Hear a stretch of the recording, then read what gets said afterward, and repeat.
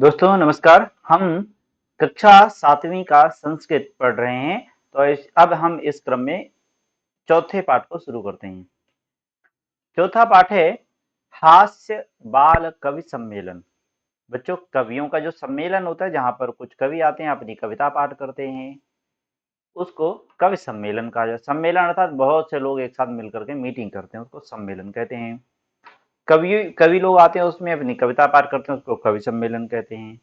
फिर कवि यदि बाल कवि होते नहीं, छोटे बच्चे जब कविता करते हैं तो उनको बाल कवि कहा जाता है। तो बाल कवि सम्मेलन हो गया। और लेकिन वो हास्य यानी कॉमेडी की कविताएं कहने वाले हैं तो उनको हम बोलेंगे हास्य बाल कवि सम्मेलनम। तो यही इस पाठ का नाम है। और इस पाठ को हम पढ़ते हैं, समझते हैं। और इसमें कुछ हास्य श्लोक दिए हुए हैं, यानी हंसने चुटकुले वाले श्लोक दिए हुए हैं। तो हम इनको पढ़ते हैं और इनका अर्थ समझते हैं। विविध वेश, ये कौन बोल रहा है? ये पहले पाठ का परिचय है। विविध वेशभूषाधारिण, यानी अलग अलग प्रकार के, विविध कहते हैं अलग अलग तरीके के, ठीक है, अनेक। विविध वेशभूषाधारिण, अनेक अनेक वेशभूषा धारण करने वाले। चत्वारः बाल कवयः, चार बाल कवि। मंचस्य उपरि, मंच के ऊपर। उपविष्टाः सन्ति, बैठे हुए हैं। अधः श्रोतारः, और नीचे सुनने वाले। श्रोतारः बोलते हैं सुनने वाले को, श्रोता बोलते हैं हिंदी में, संस्कृत में श्रोतारः। हास्य कविता श्रवणाय, यानी हास्य कविता सुनने के लिए।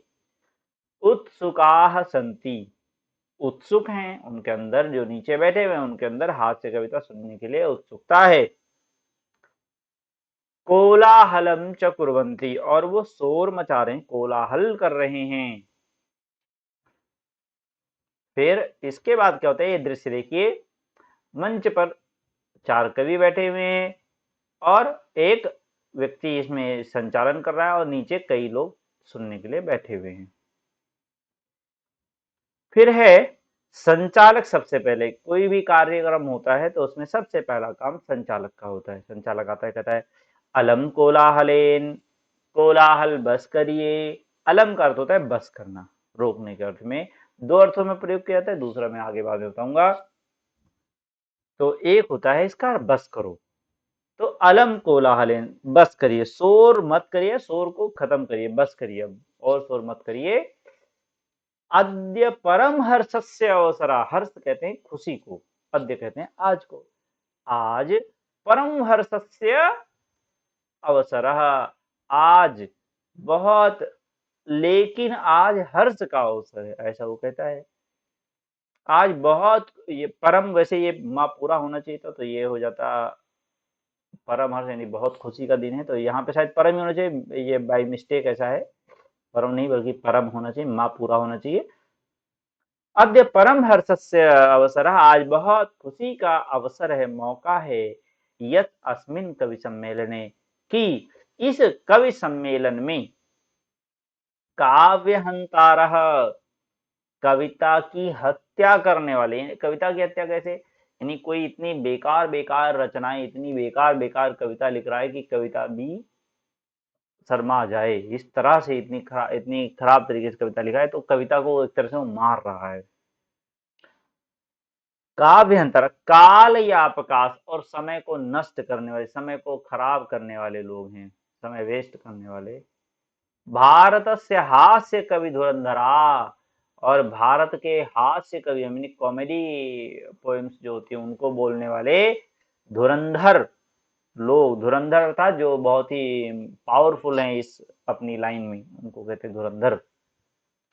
जैसे सचिन एक धुरंधर बैट्समैन है, धुरंधर क्रिकेट खिलाड़ी। भारत से हास्य कवि धुरंधरा, भारत के हास्य कवि धुरंधर। समागता सन्ति, आए हुए हैं। एहि करतल ध्वनिना वयम एतेषां स्वागतम करना कुर्मः, तो हम इनका करतल ध्वनि, कर कहते हैं हाथ को, तल इसके ताली को, करतल ध्वनि इसकी आवाज है। वयम यही करतल ध्वनि ना वयम, इसलिए हम करतल ध्वनि से एतेषां स्वागतम कुर्मः, इन सबका स्वागत करते हैं। गजाधर, तो सबसे पहले गजाधर आते हैं कविता बोलने के लिए, और गजाधर अपना परिचय देते हुए कहते हैं सर्वेभ्यो अरसिकेभ्यो। और बच्चों साहित्य के मामले में दो तरह के लोग होते हैं, रसिक और एक अरसिक। रसिक उन्हें कहेंगे जो आनंद के महत्व को समझते हैं, आनंद को समझते हैं, और कविता आदि में जो विषय होता है उसको समझते हैं। और दूसरे होते हैं अरसिक। अरसिक अर्थात जो इस विषय को नहीं समझते, कि नीरस होते हैं, उन्हें अच्छा बुरा कुछ अच्छा नहीं लगता, उन्हें हर जगह बोरिंग बोरिंग होते हैं, उसको अरसिक बोलेंगे। तो नमो नमः, ऐसे सभी अरसिक लोगों को नमो नमः, मेरी तरफ से नमस्कार है। वो हंसने के लिए, ऐसा कि सभी बैठे हुए बोर लोगों के लिए, अरसिक लोगों के लिए मैं नमस्कार करता हूँ। प्रथमं तावद अहम आधुनिकम वैद्यम उद्देश्य, और फिर वो कहता है सबसे पहले, प्रथमम तावद, तावद मतलब अब मैं, सबसे पहले वहां से आधुनिक वैद्य यानी आजकल के जो डॉक्टर्स हैं, इनके ऊपर, इनको उद्देश्य बना करके, यानी इनके ऊपर स्वकीयम काव्यम श्रावयामी, अपनी कविता सुनाता हूं मैं। अपने स्वकीयम अर्थात अपना, निज का, अपनी कविता काव्यम श्रावयामी सुनाता हूं। और क्या सुनाते हो? वैद्यराज नमस्तुभ्यं यमराज सहोदर, यमस्तु हरति प्राणान् वैद्यः प्राणान् धनानि च। कहते हे वैद्यराज, आपको नमस्कार है, आप यमराज के सहोदर हैं। वैद्यराज को नमस्कार कर रहा है, लेकिन व्यंग भरी बातें उनको फिर कह रहा है, यमराज के भाई हैं। सहोदर कहते हैं बच्चों भाई को, तो आप यमराज के भाई हैं, यानी यमस्तु हरति प्राणान, और लेकिन आप उनसे भी एक कदम आगे हैं। यमस्तु हरति प्राणान, यम केवल प्राणों का हरण करता है, यानी वो केवल जान लेता है। वैद्य प्राणान धनानि च, और डॉक्टर तो धन भी ले लेता है और प्राण तो लेता ही है, यानी प्राण धन दोनों ले लेता है। इसलिए आप तो यमराज के भाई हैं, बल्कि यमराज से भी ज्यादा खतरनाक हैं, ऐसा कवि कहना चाहता है। तो ये एक हास्य कविता है, जोक के रूप में कहा है, क्योंकि ये तो होता ही है कि यमराज मतलब डॉक्टर्स के पास जाते हैं तो बहुत से लोग वहां से वापस नहीं भी आ पाते हैं, लेकिन ये केवल हास्य व्यंग है। फिर है आगे, सर्वे उच्चैः हसन्ति, ये सुनकर के सभी लोग जोर से हंस देते हैं। फिर बच्चों इसके बाद एक दूसरा कवि आता है, वो क्या करता है? वो कालांतक उसका नाम है। कालांतक अर्थात काल कहते समय को, अंतक मतलब उसको बर्बाद करने वाला, नष्ट करने वाला। तो जो समय खराब, टाइम वेस्ट, जिसका अपना नाम ही रखा हुआ है टाइम वेस्ट, तो ऐसा व्यक्ति सामने आया कविता पढ़ने। वो बोला, अरे वैद्यास्तु सर्वत्र, मतलब वैद्य तो हर जगह है, परंतु नाते मादृशा कुशला, लेकिन मेरी तरह वो कुशल नहीं है। वैद्य तो बहुत है, लेकिन मेरी तरह कोई कुशल नहीं है। जनसंख्या निवारणे, जनसंख्या निवारण यानी आबादी को कम करने के लिए, यानी लोगों को मार देने में। डॉक्टर बहुत है, डॉक्टर तो बहुत सारे हैं और अपने लोगों को मारते रहते हैं, लेकिन जनसंख्या निवारण यानी लोगों को कम करना हो, अगर ये आबादी कम करनी हो, इसके लिए मेरी तरह वो कुशल नहीं है, मेरी तरह वो परफेक्ट नहीं है। ममापि काव्यम इदम शृण्वन्तु भवान, आप मेरी कविता को अब सुनिए। वो कहता है, चितां प्रज्वलितां दृष्ट्वा वैद्यो विस्मयमागतः, नाहं गतो न मे भ्राता कस्येदं हस्तलाघवम्। तो इसमें कहते हैं, यहाँ भी एक तरह का व्यंग्य किया गया है। चितां प्रज्वलितां दृष्ट्वा, यानी प्रज्वलित चिता को देख करके, एक जलती हुई चिता को देख करके वैद्यो विस्मयमागता, वैद्य हैरान हो गया। एक डॉक्टर ने देखा कि अरे चिता जल रही है, वह हैरान हो गया। विस्मय, विस्मय कहते हैं आश्चर्य या हैरानी, वो हैरानी में आ गया। विस्मयम आगतः, आ गया। ना हम गतो न मे भ्राता, ना तो मैं गया, यानी इस व्यक्ति को लूटने के लिए ना तो मैं गया, ना मैं भ्राता, और ना ही मेरा भाई गया। तत्सेदम हस्तलागम, तो फिर ये किसने हाथ की सफाई की है कि किसने इसको मार दिया? क्योंकि इसको मैंने भी नहीं मारा, मेरे भाई यमराज ने भी नहीं मारा, तो इसको किसने मारा? कस्य इदम, यह किसका हस्तलागम, हाथ की सफाई है, ये इसमें किसका हाथ है? फिर सभी लोग हंस पड़ते हैं। अब इसके बाद फिर एक मोटे कवि की बारी आती है जिसका नाम है तुंदिल। तुंदिल कहते हैं तोंदू। अभी हिंदी भाषा में अगर होता तो उसे तुंदिल नहीं बल्कि तोंदू कहते, तो यानी पेट जिसका निकला हुआ है बहुत ज्यादा था। तो ऐसे तुंदिल आता है, और वो कैसे आता है? तुंदस के ऊपर ही हस्तम आवर्तन, वो अपनी तोंद के ऊपर हाथ घुमाते हुए, आवर्तन यानी हाथ फेरते हुए आता है और कहता है तुंदिलो हम भो, मैं तोंदू हूं, तुंदिल हूं। ममापि इदम काव्यम श्रूयताम, अब मेरी भी कविता सुनिए। जीवने धार्यताम च, और अपने जीवन में धारण करिए। मेरी भी कविता सुनिए और अपने जीवन में धारण करिए। तो क्या कविता कहता है? कहता है परान्नम प्राप्य दुर्बुद्धे मां शरीरे दयाम कुरु, परान्नम दुर्लभम लोके शरीराणि पुनः पुनः। बच्चों ये श्लोक मैं याद कर रखा हूँ, और जब मुझे कहीं हंसी मजाक में कहना होता है कि मैं भाई फ्री का अनाज बहुत खाऊंगा, ऐसा मुझे कहना होता है, तो मैं यही वाला श्लोक सुना देता हूँ, तो वो लोग भी खुश हो जाते हैं। और तो आप लोग भी इसको कहीं यूज कर सकते हो, तो ध्यान रख सकते हैं इसको। परान आविष्कार समझिए पहले क्या है। परान्नम प्राप्य दुर्बुद्धे, पर अन्न अर्थात दूसरे का अनाज, प्राप्य अर्थात प्राप्त करके, दुर्बुद्धि, हे दुर्बुद्धि नहीं, हे मूर्ख मानो, दूसरे का अनाज पा करके, माँ शरीरे दयाम कुरु, अपने शरीर पर दया मत करिए। माँ मतलब नहीं, अपने शरीर पर दया मत करिए।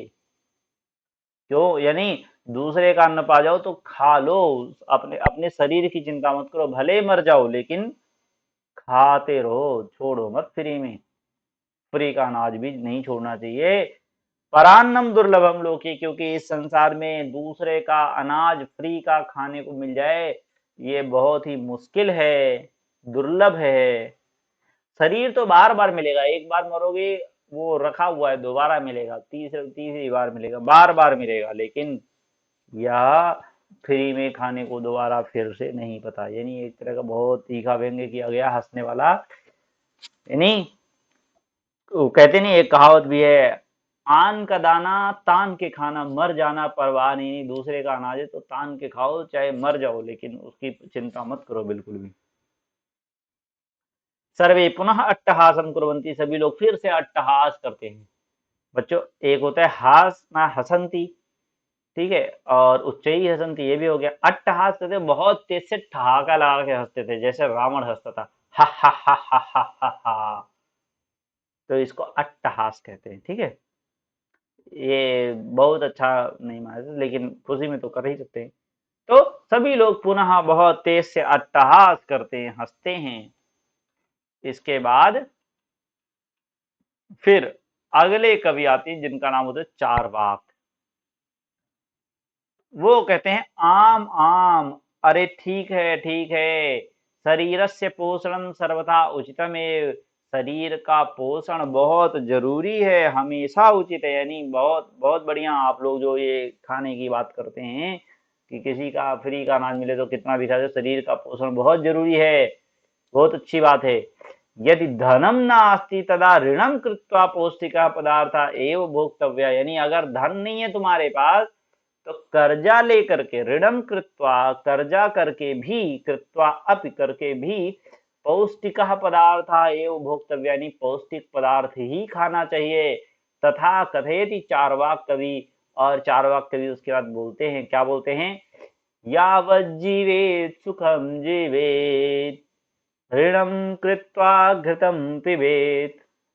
वो कहते हैं जब तक जिए खुद सुख से जी, यावत जीवे सुखम जीवे, यावत अर्थात जब तक, तावत मतलब तब तक, यावत जीवे जब तक जिए, सुखम जीवे सुख पूर्वक जिए, ना आराम से आनंद पूर्वक जिए, ऋणम कृत्वा घृतम पिबेत, कर्जा लेकर के घी पियो, कर्जे की टेंशन मत लो, कर्जा लेके घी पियो।